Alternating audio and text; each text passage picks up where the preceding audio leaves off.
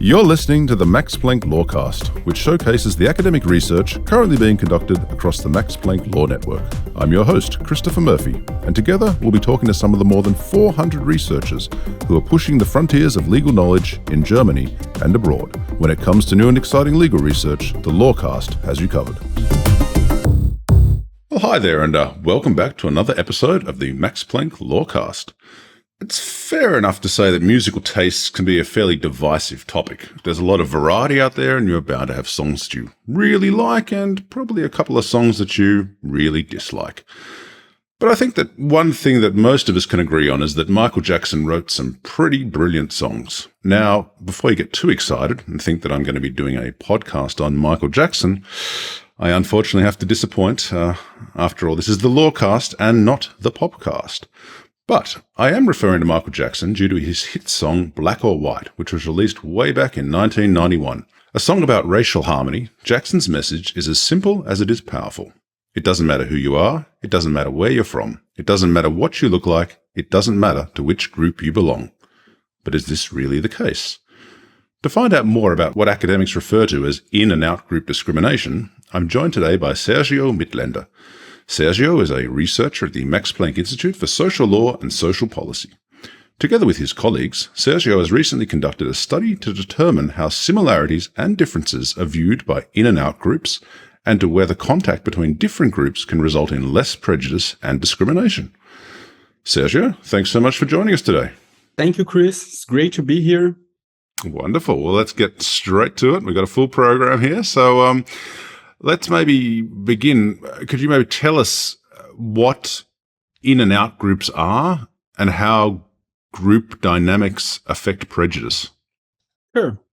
So you mentioned Michael Jackson, and perhaps the last sentence you mentioned from him, that it doesn't matter to which group you belong. Well, we know that there is a lot of research in psychology, economics, perhaps even sociology, showing that group membership and group identity matter and that they affect individual behavior. And it can be at times divisive. Once people identify themselves as belonging to a certain group, and once they believe that others are not part of the group, then it can lead to prejudice and discrimination. People might believe, for instance, that members of the other group, let's say the out groups, are less productive, less tolerant, less nice, or something like this. And we don't want that. We don't want prejudice against others. We don't want discrimination. So one type of policy that has been proposed already in the 1950s by Gordon Allport in a famous book entitled The Nature of Prejudice is to put in-groups and out-groups in contact with each other. So this was hypothesized at the time as being capable and apt to reduce prejudice.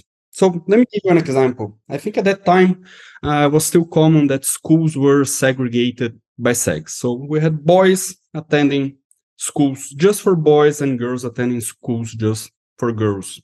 Now, boys might have certain prejudice against girls. I don't know, let's say, maybe they believe they're less productive or less nice or whatever it is, or vice versa. Worse at sport probably is one of the ones that they often think. For instance. Now, to reduce this type of prejudice, this type of policy would just attempt to put them in contact. So to avoid the segregated school. So to do a school that would include both boys and girls. And this will lead boys, for example, to review their beliefs about girls, and this should lead to the reduction of prejudice. And there are by now hundreds, perhaps, of empirical studies in psychology showing that this type of policy, that intergroup contact, can indeed reduce prejudice. Okay. But is, I guess, contact alone enough, or is that what you're interested in looking at? Whether purely we've got girls and boys in the same classroom, that's enough to lower prejudice? Or is it, I guess, important how the girls and boys interact with one another? You're right. So this is one of the questions that we had in the research. So is it enough to simply put people together in the same classroom, in the same school? We have other examples in the same police department. Or for this type of policy to be effective, do we need more? Is it the case that we need that people are not only together, but that they are talking to each other, they're exchanging ideas, they're helping each other, they're cooperating? So there may be more needed for intergroup contact to achieve its goal. So, Sergio, what then makes your current study different to previous research on the topic? Yes. So previous research, and I mentioned there are hundreds of papers by now, there are meta-analyses studying the effect of intergroup contact, usually on prejudice.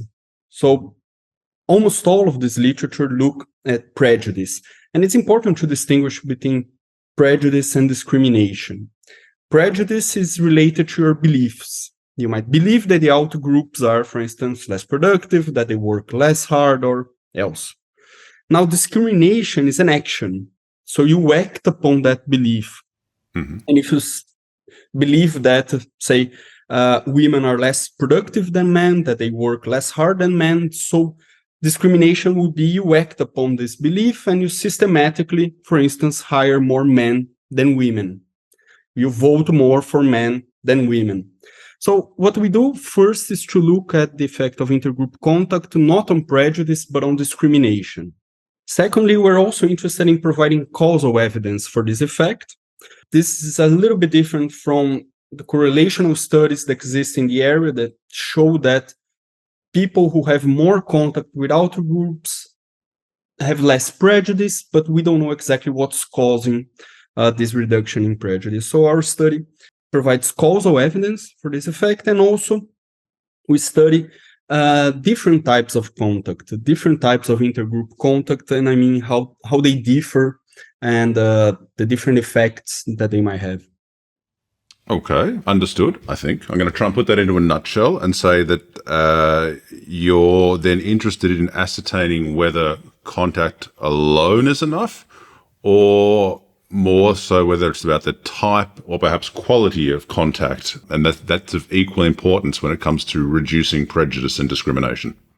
Exactly. Okay, good. I understood. You did a very good job then of explaining it to me. Let's take the example of the segregated schools for boys and girls that I was mentioning before. Yeah, certainly. So one idea would be, okay, let's just put them together in the same class, in the same school, and maybe we'll expect that this type of contact with the other sex or gender will reduce prejudice and discrimination. But do we know what's actually really happening in the school, in the class? Are these boys talking to the girls and vice versa? Are they exchanging ideas? Are they perhaps cooperating? Are they playing together? Are they helping each other? So it might well be that for the contact with the out groups to reduce discrimination, more than simply being put together is needed. It might well be that we need this type of communication, a cooperative environment for the policy, for the contact to be effective. So this is another thing that we study in this experiment, not only whether intergroup contact can reduce discrimination, but whether there are other necessary conditions for intergroup contact to achieve this effect. Okay. Well, then I guess that comes to the next big question. How are you getting these groups of people who may well not like each other together in your experiment and trying to figure out exactly what it needs to lower discrimination? Right. So let me mention that in our experiment, we focused on political discrimination. So this was an experiment that it was ran online. It was during the pandemic, so there was no other way. We had to do it online. And we recruited subjects in the United States, and we recruited half of them who were Republicans and the other half were Democrats. So all of them had a medium to a high interest in politics, so we could be sure that they really identify themselves as belonging either to one group or to the other group. And then we ran an experiment with these subjects. Okay, can I just briefly interject? Was that when you say that they were Democrats or Republicans, was that they were kind of card-carrying members of the party, or they saw themselves or aligned themselves with these political parties? No, they aligned themselves with these political parties. Mm-hmm. They were not necessarily, as you mentioned, card members of the parties, mm-hmm. but we also took care to ask them, okay, you identify yourself as a Republican or a Democrat, but how high is your interest in politics? So we recruited only those who had at least a medium interest in politics so that we could be sure that they identify themselves with those groups. Yeah, certainly. Okay. Well, then what we did was to divide an experiment in 2 tasks. And the first task they had to perform in a group. So the main idea of the experiment was to implement this intergroup contact, to implement contact with the outgroup. So what did we do in this first part of the experiment? So they played in a group of 4 people. And in our baseline, in our control condition, all these people were in groups. So if you're a Republican, you played with other 3 Republicans. If you're a Democrat, then you played with other 3 Democrats. So there was no contact with the outgroups. Okay. Now, the other half of the people were randomly assigned to the treatment condition. And that's where we put them in contact with the outgroup. So instead of being 4 Republicans or 4 Democrats in the same group, we had a mixed group where 2 Republicans had to interact with 2 Democrats.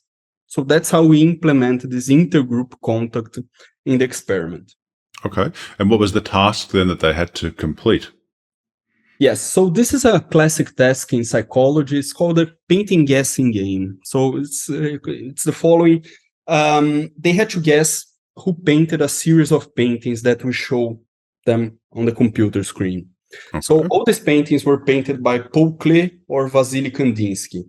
So it's quite a hard task, but to make it a little bit easier, at the beginning, we give them 2 examples. So these 2 were painted by Paul Klee. I see. I was going to say, otherwise I would have been a very poor subject because I know neither of these artists. Yes, it's pretty hard. It's pretty hard. Okay. But that's the idea. So they can try. Well, they do try. So there were around 8 pictures and they had to guess who painted each of those pictures. And for each correct guess, they earn a certain amount of points. And this is important. All these points were, at the end of the experiment, converted into money. They were very important points. And they were paid according to their actions in the experiment. So we're not asking them, what would you do or anything of the sort. It's not a scenario study. This is a real behavioral experiment. So they get payment according to their actions. So the more guesses they made correctly, the more they would earn at the end of the experiment. And they play this guessing game in groups. And as I mentioned, either homogeneous groups or heterogeneous groups. Okay. And when they're playing the game, are they then allowed to chat? You said it was run online. Can they then talk with each other and discuss? That's a great question because we had both options. So I think I mentioned in the beginning, one of the research questions was, okay, do we need something else on top of the contact for this policy or for the contact to be effective?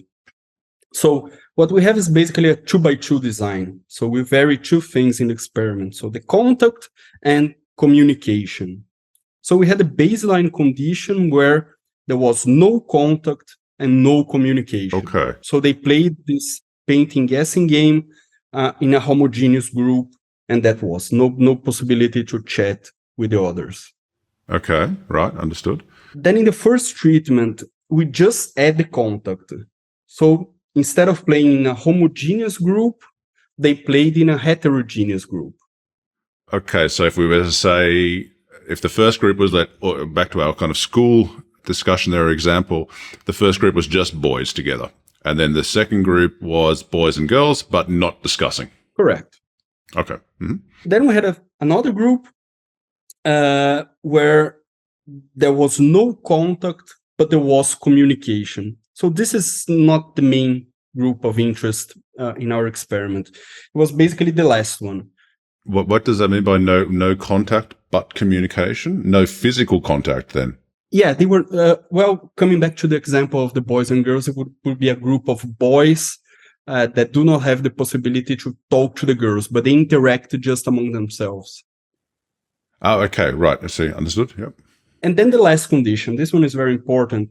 It's when we have the contact with communication. So then people played in a heterogeneous group and had the possibility to chat with each other. Okay. And that's getting to the nub of your question of, does this communication differ then, or is this the defining part of what can lead to less prejudice and discrimination? Correct. I mean, if contact by itself can lead to the reduction of discrimination, or whether we need contact plus communication and this type of interaction, exchange of ideas. And it's important to mention, I forgot this while explaining the design of these groups, that subjects knew that the other members of the group were either Republicans, Democrats, or so they knew everything. So if you were a Democrat, you knew you were interacting our baseline condition just among Democrats, or in our treatment group where we have the contact, that you were interacting with other 2 Republicans and 2 Democrats. So this was well known to the subjects. Okay. And so we've got our subjects, they're playing the painting guessing game. It could be that we have really amazing Republicans or amazing Democrats, or a team of both who are really good at picking the right painter. Then obviously they get a payday here. They've chosen 8 paintings correctly. They've hit the jackpot. What I'm missing though is how you then just define the discrimination aspect. So can you maybe go into that a little for me? Sure. Great question, because this is what comes in the next part of the experiment. So the experiment had 2 parts. This was the first part. That's how we implement the contact and the communication. Okay. The second part of the experiment, they have to play a very simple game where we measure discrimination by each of the subjects. So this game was the following. They had 100 points that they could allocate to a Republican or a Democrat. And this is regardless of how many paintings were chosen correctly.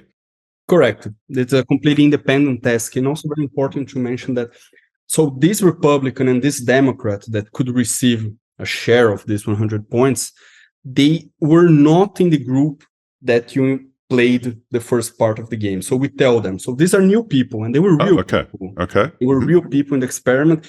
Would be one subject who was a Republican and another subject who were a Democrat. New people, you don't know them.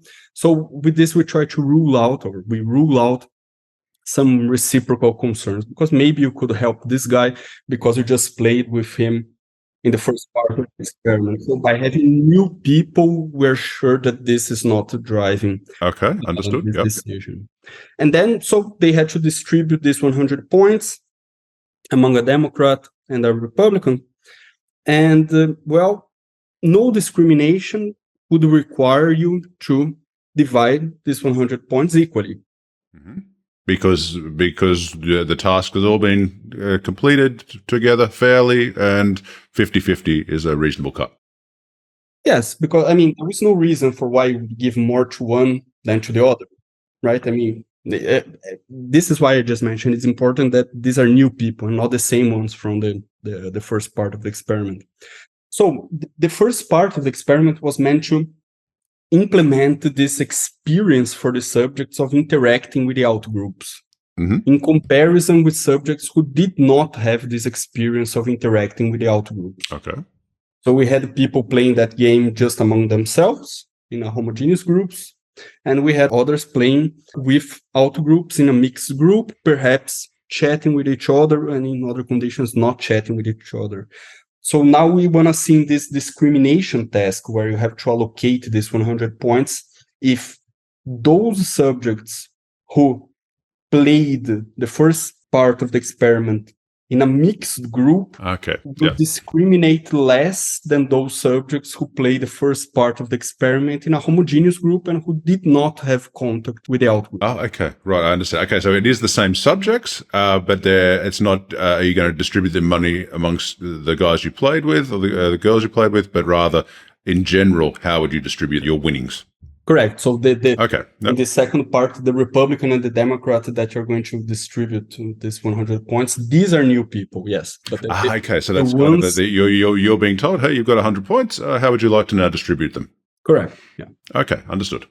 And that will be the next question then. How did they distribute them? I'd be very interested to find out. You've got 4 different scenarios here. What was the effect? Are we talking less discrimination and prejudice? Let me tell you first what happened in the baseline condition. So how much they discriminate in general. So when they did not have contact and they could not talk with each other. So just discriminations. What's our baseline? Well, let me give you first the good news. The good news is that 50% of the subjects did not discriminate at all.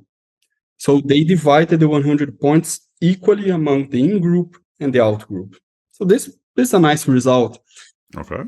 But on the other hand, the other 50% of the subjects did discriminate. And they gave much more money to the in-group than to the out-group. Yeah. In fact, half of them gave everything to the in-group and left nothing at all to the out-group. Okay. While the other half discriminated to a lower extent. So they give a little bit more to the in-group than to the out-group. Left a few crumbs for the out-group. Okay. So basically 25% though was clear, hey, I'm not giving anything to the Republicans, all going to the Democrats or vice versa. Exactly. And then another further 25% would give a little bit, but the vast majority would go to their own personal affiliations. Correct. Yeah. Okay. Correct. So these were the people who did not have contact with the out-group. So in the absence of communication, so they were just put together in that same group in the first part of the experiment without the possibility to chat and to help the other ones to get those answers correct. So they were just in a group there. The contact had no effect. So we observed exactly the same pattern of discrimination. Now, when we compare this to the situation where we had the contact in the first part of the experiment and the possibility to chat with the other ones, then this is a very nice result. We do observe a reduction in discrimination, and it's quite strong. Basically, the contact, as long as it's implemented with the possibility of communication, reduce discrimination by about 40%. So it's a very big effect. Okay. Yeah, definitely. Okay. So that really gets into your finding is that communication is very important when it comes to reducing discrimination. Correct. Yeah. Okay. I guess I have to ask this question. Was there a difference between the Republicans and the Democrats, or did they each discriminate to their fair share?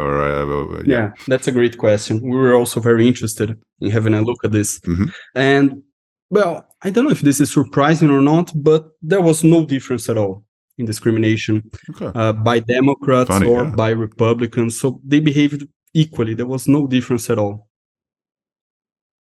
Okay, that's interesting because often in the media, I guess the Republicans are maybe painted as a bit harder and the Democrats are softer, but that wasn't the case Not at all. Ah, fascinating. Okay, right. So how confident are you, though, these kind of findings that, communication is very important when it comes to in and out group discrimination can be applied beyond this political sphere of Republican versus Democrat? Well, not sure here. To be honest, to generalize our findings to other contexts, so let's say to gender-based discrimination, to race-based discrimination, religious-based discrimination, and to see if the contact is equally effective in those other types of situations, we will need to have more evidence. We will need to have these types of experiments implemented in those contexts. So scientifically, I cannot be sure we will need more evidence. But if you want my hunch, if you want my insight, I don't really see why it would not work in those other contexts. Because, we were observing political discrimination or discrimination based on political identity. But the underlying mechanism for why the contact would reduce discrimination should also theoretically be present in these other types of situations. But to be really sure, we would need more evidence. We would need more insights and experiments and empirical studies in these other areas. Understand. Okay.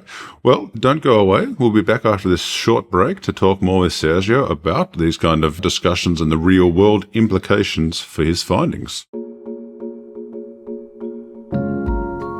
Max Planck Law is a network of Max Planck Institutes engaging in legal research. The first of these was established in Berlin in 1924. Today, we cover a broad range of legal studies, from the anthropology of law to tax law. We operate one of the world's largest programs for doctoral and postdoctoral research in law. Visit our website today at law.mpg.de. Oh, welcome back to the Max Planck Lawcast. Sergio, before the break, we talked about your study there with the Republicans and the Democrats. I guess now I'd like to take a few real-world examples, I guess, and maybe ask you to tell me how your findings could be applied to these. I want to start with a case in Germany about in and out groups, and in this case, the classic males and females. In 2015, the federal government in Germany introduced a quota system mandating that females must comprise 30% of the seats on supervisory boards of listed German companies. I'd like to know, based on your findings, whether this will, in its own right, lead to less discrimination. Well, based on our findings, not necessarily. It might, but not necessarily so.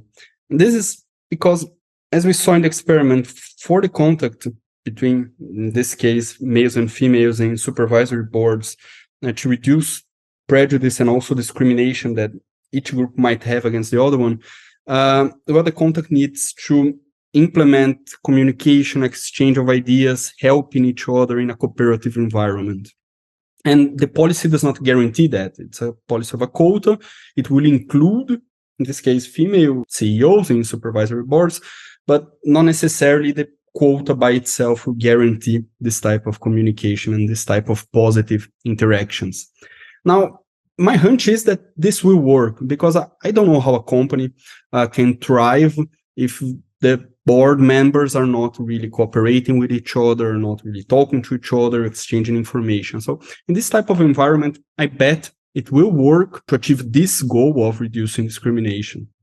Now, of course, I have to mention that quotas have other goals, right? And not only to reduce discrimination, but they might aim at empowering, at reducing income inequality, among other goals. So these other goals might also be achieved by the quota. Okay, I understand. Okay, so of its own, on paper, it may not work, but the reality is because we are mixing up boardrooms and there will be communication. I mean, it's not like the females are going to sit on one side and the males on the other. It's not a schoolyard here. I mean, so that could be something that's the policy has going for it. I believe so, yeah. Okay, so I understand that in certain situations, quotas can be positive, but in the media in recent months, there's also been discussions in America, particularly with regard to US universities, about quotas and whether they can actually be divisive and may result in increasing prejudice rather than decreasing prejudice and discrimination. What would you say to that? Well, we have to notice that perhaps there are other factors, other dimensions happening, for instance, in the United States or in other countries related to quotas that might lead to this divisiveness and to this rejection of this type of policy. But this increase in prejudice and discrimination might not be the effect or the consequence of the quota itself. Perhaps it comes before. Also, we're not sure whether these quotas, how they're being implemented in practice. So as we saw, it's not enough just to put minorities or out-groups there. It has to have a structure and create an environment where these included people feel safe, secure, respected, heard, where they have voice, where they're in equity. So all this has to be created at the same time for the quota to be successful. And I'm not super sure if this is what's going on. Okay. Yeah, understandable. Yeah, no, I think that definitely resonates what you say there, that it's probably not necessarily enough simply to put things on paper. It's difficult though, as you say, because you have to start somewhere, I guess, and that's the crux there. I'm going to move away now from quotas to talk about fragmented societies, which is kind of a term that flies around quite a lot these days. In the internet age, it's pretty easy to kind of live in your own personal echo chamber. You can consume the news and the facts that you choose and block out everything else. Based on your findings, what we've discussed here, this kind of introspective worldview is not at all conducive to breaking down barriers between in and out groups and leading to more communication. Does this mean that we as a human race are in trouble? Likely, unfortunately.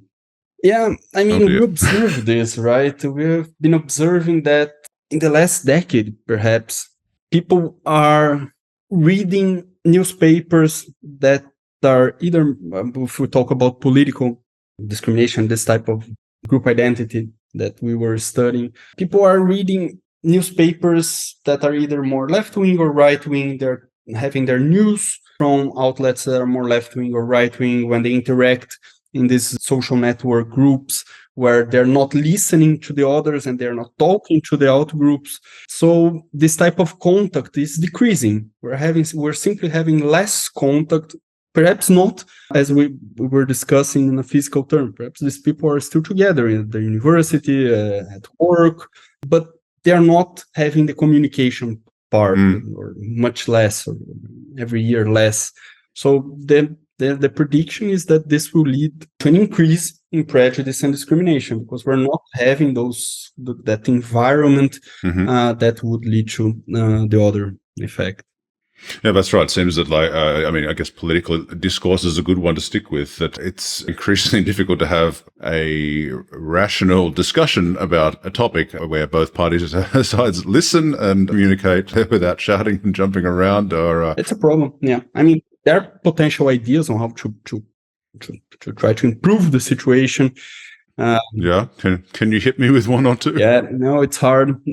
It's really hard, Okay. Yeah, because in this case, I mean, we cannot think about quotas or creating this sort of respectful cooperative environment on social networks, for instance. So it's difficult.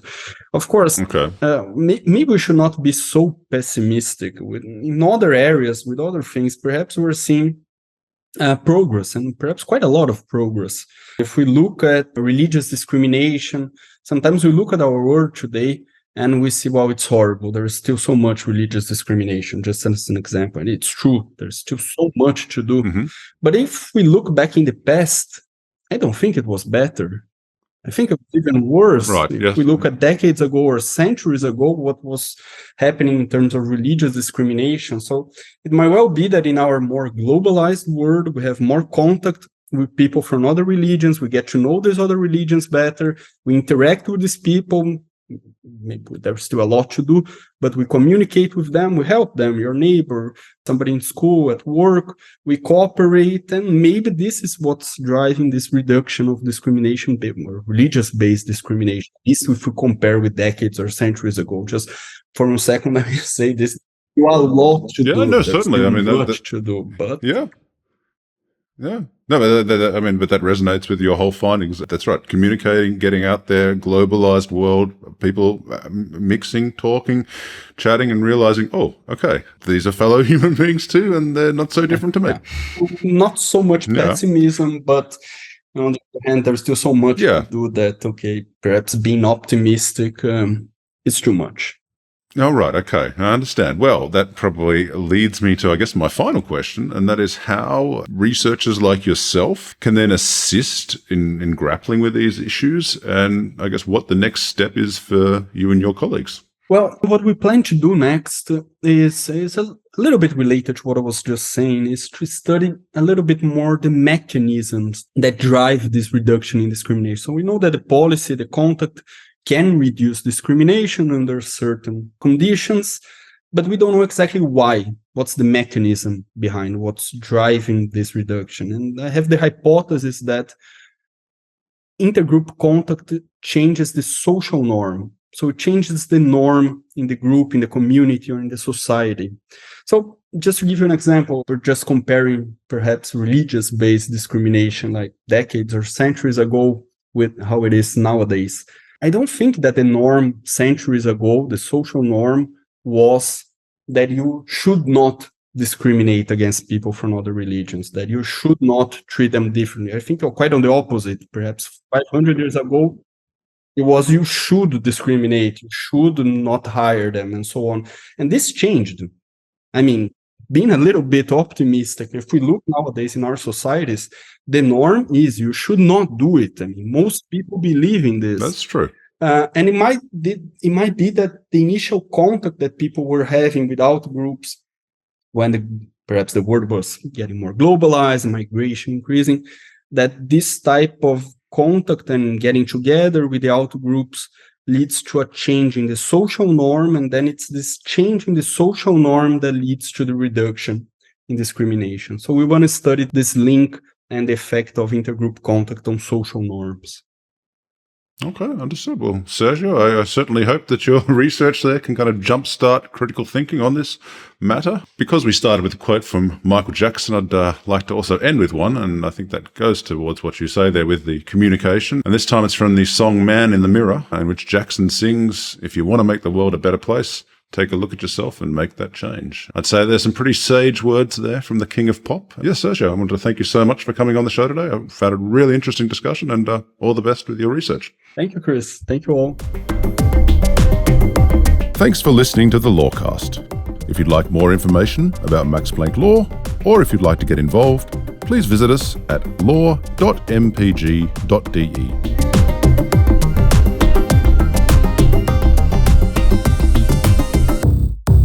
Max Planck Law. Excellence in legal research.